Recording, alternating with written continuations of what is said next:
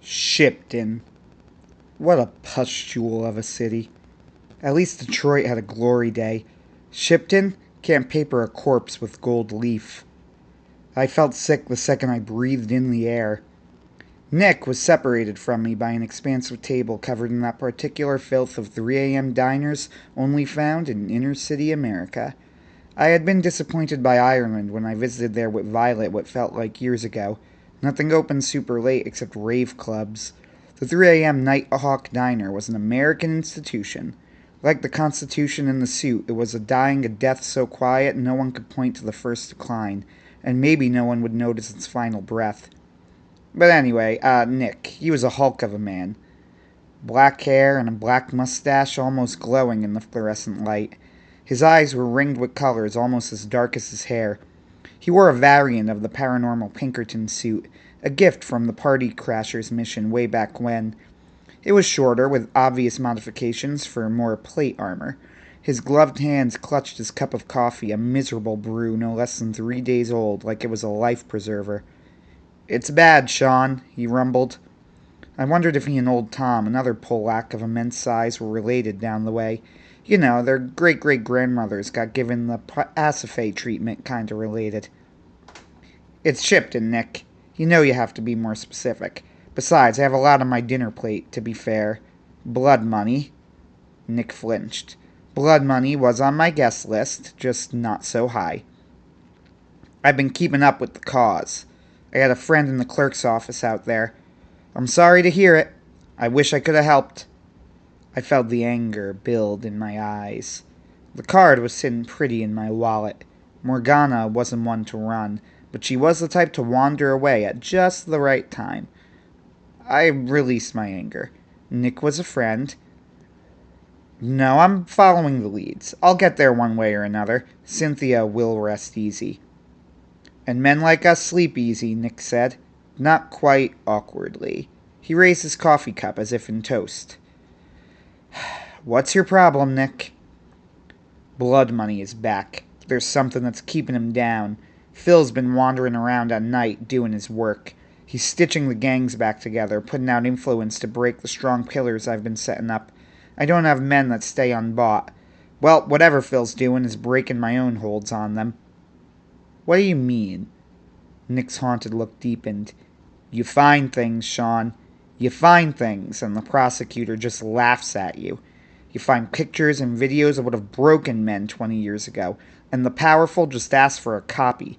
In the end, I started using the little blackmail that worked myself. They almost enjoyed it. I don't know where to go except to benefit the people as much as I can. You know, fill potholes, maintain parks, sewer work. I don't know where to go, but things improved." "For Shipton?" "For Shipton. The money wasn't as deadlocked. I parlayed what I could and things functioned, Sean. A few less dead girls on the street, a few less gangbangers bleeding out. Then Phil came back, and I wasn't letting the door. I was out, the dirt was worthless. A federal prosecutor heard me out." Nick covered his eyes and rubbed the bridge of his nose. "I found her rotting in a culvert 3 days after we were supposed to meet. Didn't even bother turning her or anything. It was death, straight up." My heart beat a little red blood. Nick had been going through some things. "You could have called us." "You don't have more than 25 agents, including combat-ready auxiliaries. You can barely cover your old territory. If you think things are bad here, well, they were always bad. Things out there..." He was well informed about our numbers. I didn't like this fatalist streak. He was a dead man walking like that. "You didn't have to fight this alone. Days. They killed a vampire, called it good, and left." My anger pulsed like the roar of a lion. "All right. What's the game plan?" "We kill Phil, and then we see who comes out." Phil was a strange creature. He had become a werewolf, and then he had taken a vampire's bite called the Kiss after. You might think weakness might be overwhelmed with the strengths of the other.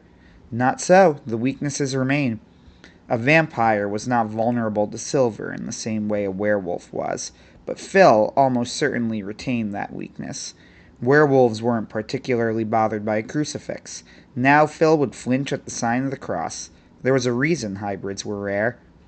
It's not the smartest thing in the world, but the regeneration doubled up, and the strength of body was certainly stronger than baseline, too. You can only have so many claws and fangs and night vision and wings, after all. The real question was, how mature was Phil as a vampire? Werewolves were born as mature as the host's body. If you were a 12-year-old boy and became a werewolf, you were a 12-year-old werewolf. All vampires developed powers as they aged and quaffed blood. Blood Money could control people by looking at them and talking. He was limited by having to stare at people directly. He nearly got a room full of people before we sank the ship he was on. Phil was a child of Blood Money. There were themes in vampire families. Blood Money was strong. Would his puppy be stronger? I loaded a sawed-off shotgun with silver shot and snapped the breech shut with a satisfying snap. Nick didn't know, and we were about to find out. As may be imagined, all vampires enjoy a weakness to sunlight. It burns them. Sun being up also forces them in a kind of, somnolence. They had to sleep. If they didn't, they weren't at full power until the next time they'd have to sleep. To be sure, Phil would be the strongest vampire ever woken up from his midnight nap, but a vampire at 40% is better than a vampire at 100%. If this were a full moon, filled with blood, matured as a vampire, well, Phil would give even Jack pause. Nick had traced him, done all the detective work, and found Phil's hidey hole. He was sleeping in a mostly abandoned mid-city apartment block. The place was a terrace cylinder rising about 10 stories tall. It was a little taller than the buildings around it, the broken-down malls and warehouses and apartment buildings. So, how often do you say things like, "The city is like a ravished woman, holding her last jewels and silks around her. They're a shield against the world"? We were slapping in the last magazines, checked our knives and stakes, and adjusting our body armor from the back of an unmarked white van. Not the only one on the curb. He looked thoughtful, then he grinned. He flopped over a duffel bag and pulled out a well-loved copy of Red Harvest by Dashiell Hammett. We left the van and stalked our way to the door. It was the early morning. The sun was up. A few scraps of cloth leaped into the upper reaches of the windows, smoking and writhing. A skein of smoking black fabric fell onto the street. Someone didn't make it back to the coffin in time. Vampires, especially low-level ones like these, were very much sun-up, head-down types. They were going to sleep, hell or high water. Phil was probably more circumspect, but there was no way the careful man was going to risk the painful death of sun exposure. Not that he didn't deserve it. We backed up to the door. A homeless man was slumped against the wall, propped up against graffiti that swore allegiance to, well, rat bundle of sticks, if you get me, Control. He was dead as dust. His hard-lined face was so sunken, so pale, so unmoving, you just knew. I prayed over him, both for his soul and in case he was a vampire. Then Nick and I prayed together. At the door, Nick and I spent a 10 count getting situated, then Nick opened the door. The door itself was an old wooden thing, kept up by spite and a surfeit of apathy from more destructive members of this ersatz homeless shelter. It didn't creak, but turned on its hinges like they had been oiled. Nick was point man in our two-person squad. He pointed. There was a thin line outside the door. He and I stepped over it like it was a sleeping bulldog in a Tom and Jerry skit. We slid against the walls, plaster, crumbling. You could see the 2x4 bones underneath, still strong. Ceiling was bowed in at all steps, showing the blood vessels of the building like a surgery patient. An architect could dissect this thing like an Edinburgh surgeon and learn more in an hour than a whole semester in college. Resurrection men. Undead. The place was so gloomy I started making associations like that just to make me laugh. We had red light flashlights for the bare minimum visibility, night vision goggles for the rest. For too long, the gloom was so oppressive that it ate the red light like a black hole. Motes of red flashed against the bulbs, even as we became hungry, ravenous even for a true light source. Things moved in the red light, teeth and claws and grinning faces. There were more than a few things that stared at us as we passed, holding themselves up in the gloom on invisible strings. Grotesque Venetian masquerade masks and voodoo ritual signs rotated in the air like they were watching us. They almost certainly were, but the question was whether or not they would warn the vampires using them as familiar spirits. Maybe they liked the idea of us killing the vampires. It was 3 minutes before we reached the stairwell into the basements. We trod down the stairs into the deeper darkness one at a time, carefully checking each next step for traps or, God preserve us both, victims abandoned to the ultra night under this dead and rotting apartment complex. The concrete wept a cold drip that should have been simple water, pulled from the air. My hand came away sticky. It smelled of copper and iron. Nick and I kept to the center after he came to the same realization. The building itself did not smell as bad as I thought it would. There was an undercurrent of copper and iron, mold certainly. There was not the rot of bodies, a strange, recognizable stench of human death. There had been hints of the smell around the building, just a bouquet of, sin and shame. Yeah, mixed in with dead animals left to rot. It's a unique smell. I knew it well, as did Jack and Jim. I almost craved it over the discovery of the comparatively clinical descent to the shadowy hell the vampires had infested for themselves. The first basement was half in, half out of the ground, and many windows, mostly hidden from the outside by shafts, illuminated by a pair of large storage bays that had been looted years ago, maybe even before I was born. Washed-out clothing and toys flaking to nothing littered corners and columns, out of the way in a very human style. The space was open except for the bays and the pillars holding up the weight of the building on top of us. Nick whispered to me, "This may be a meeting ground. Let's go down again." We descended into the second basement. The way to the third basement was blocked by debris and a shattered staircase. We had no choice but to examine the second floor and choose another stairwell across the hallway. This was the rat trap I was expecting, and by now almost begging for. There was trash over the concrete floor. There were signs that people had moved through that trash, shuffling their feet like an exhausted blue-collar worker. They had thrown aside everything they didn't need. Trophies from kills, scraps of shiny things rapidly losing their luster in the corrupt air, and who knew what else that was being eaten by time, one color at a time. The first door was locked. Nick cracked it open and stepped back. He hissed like he had been pricked. "Look." I put the lens of my night vision goggles to the door crack. There was a mass of white-skinned vampires in a pile, almost like a cube in the middle of the floor. Their white skins slid over each other, like blankets being pulled by spouses in the same bed. Their eyes were closed, but their irises roved under the thin skin-like parasites, writhing under the skin. Their fanged mouths opened and closed with their breaths. Their hands were folded over, almost caressing one another. Their feet kicked in some horrid dream known only to their feverishly evil minds. Their ears twitched as they heard dark commands in their dreams. Then there was a screech far above, just a little high-pitched yell. The vampire hive as one stared up into the pipes. They were starving. Was there a hole up there? Nothing else came down the pipes. It was silent again. They curled up into piles again, their natural inclination to find one another overriding the utter repugnance of their bodies, now the only real reflection of their soul. Their heads bobbed down, their eyelids closed, and the creatures of darkness slept once more. The whole event lasted maybe 10 seconds, but it felt like a slow eternity. I didn't dare breathe. None of them were Phil. He wouldn't be seen with these deadbeats. These were the hive bugs of the vampires. They were servants to greater demons and served at his pleasure, and they did not always appreciate a bad review. Nick guided me as I backed away from the door. 20 in there, I signed. Heard, Nick signed back. He oriented me and we finished our sweep. All 6 rooms had a vampire nesting grounds. None of them had a coffin or looked like Phil. We would have to go to the 3rd floor. Nick and I stepped over another trap, another wire, this one leading an unfortunate soul over the edge and into a sea of broken glass. We edged our feet through the glass such that we did not crunch them or make noises at all. Jack had given Jim and I pointers about silent movement, even in our boots.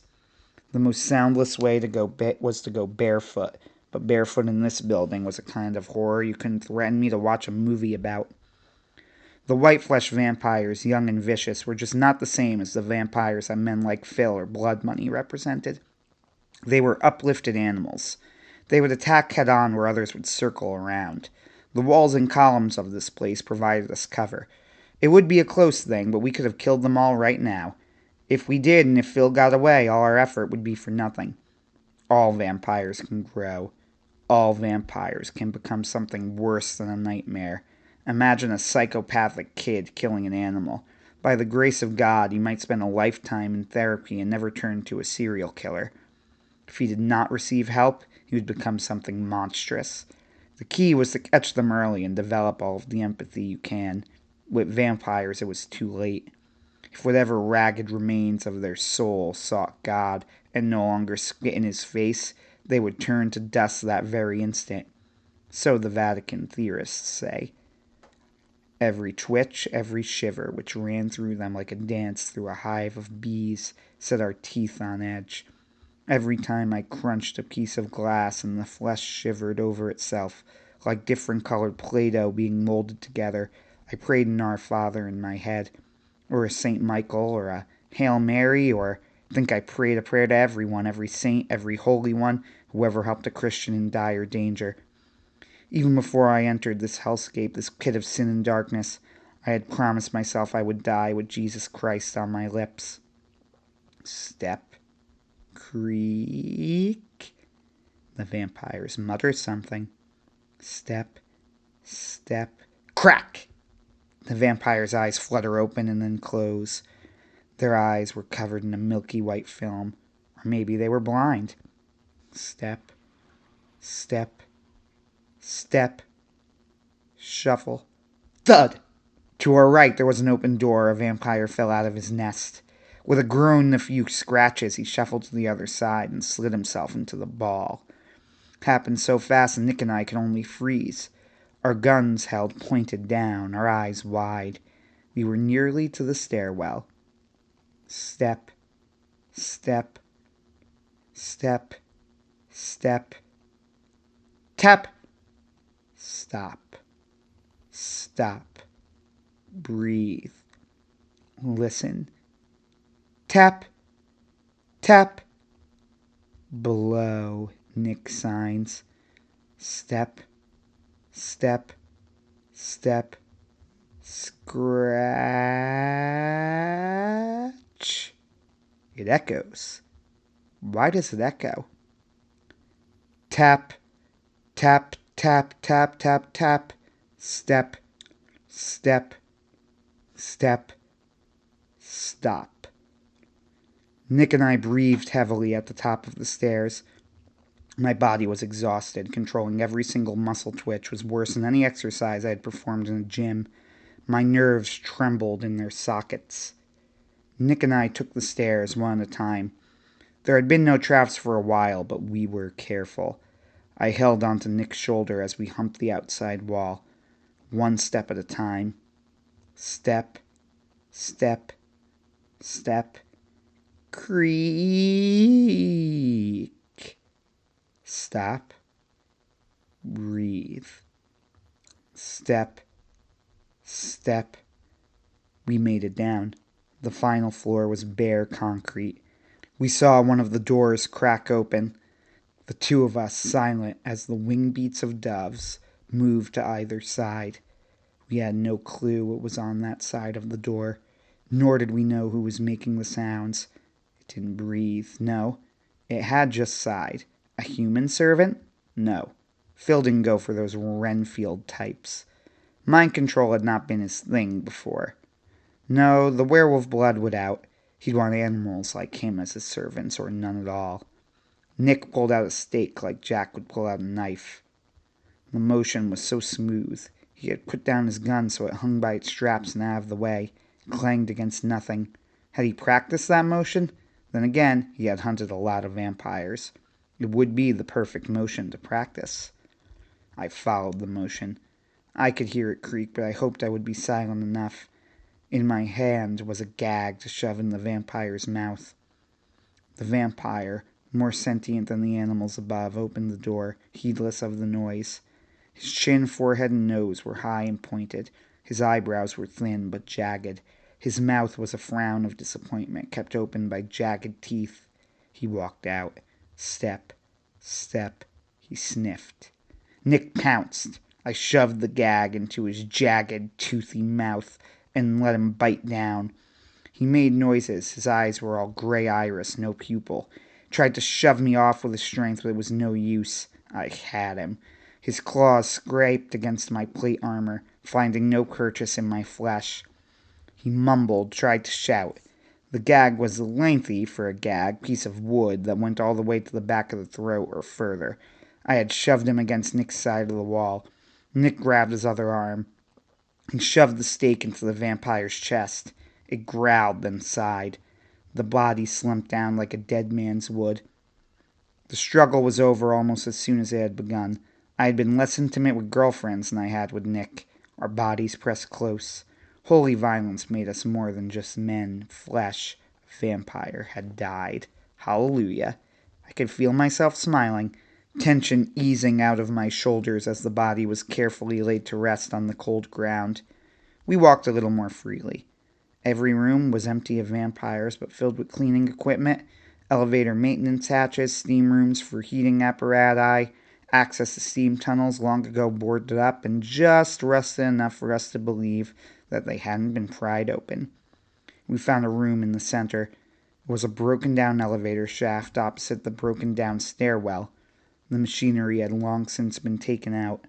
In the center of it was a coffin, pine box, almost warm to our night vision goggled eyes. The shaft reached above into the darkness. The doors were open on their own. I couldn't trust them.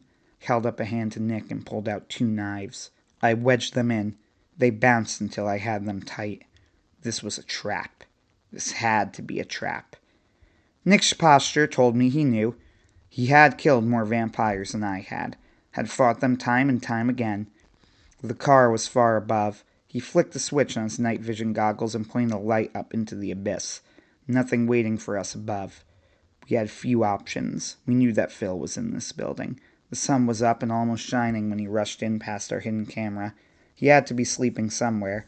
This could be a trap, but there was no reason for him not to be sleeping in this very elevator shaft. The maintenance door was an elevated door, but it was flush with the floor. We could see the screw holes, the remains of junk used to keep the elevator aloft. Nick put one hand on the coffin lid. It wasn't heavy. I motioned, staring up at the elevator and out the door. He readied a stake. I had my hand on my silver bullet revolver. He stuck his head under. I couldn't see his reaction, but he liked what he saw. He lifted up the coffin lid, then slid it aside quick as lightning. There was a man in the coffin. His face was a mask of agony. His chest had been carved out, and a recorder of some forgotten brand implemented in the drained cavity. A system of magnets, apparently kept in check by some action of the lid, clicked into place. I grabbed Nick, and the 2 of us ran out and slid to each side of the door, out of shrapnel range. The doors had tried to close, but they jammed on my knives. We checked our weapons. Phil's voice laughed from the cassette speakers. The elevator came crashing down like a meteor and smashed the whole thing to smithereens. The noise was so large I could not comprehend it. Our ears popped from the pressure, and both me and Nick fell to our knees. Feet and claws milled in confusion above our heads. A speaker cracked to life. "We got some intruders, boys. Church mice in the basement. I bet our friend Nick has come to pay me a visit. His blood is going to taste like fine wine to you slugs. Bring me his head and a goblet of his blood, and I'll throw a virgin your way next hunt. And to the detective who's been trying to be a thorn in my side, that is, you really deserve some time off. When you get to hell, tell them Phil sent you." The vampires screeched, their monstrous voices calling in unison to hunt. Sean Russo, signing off. For now.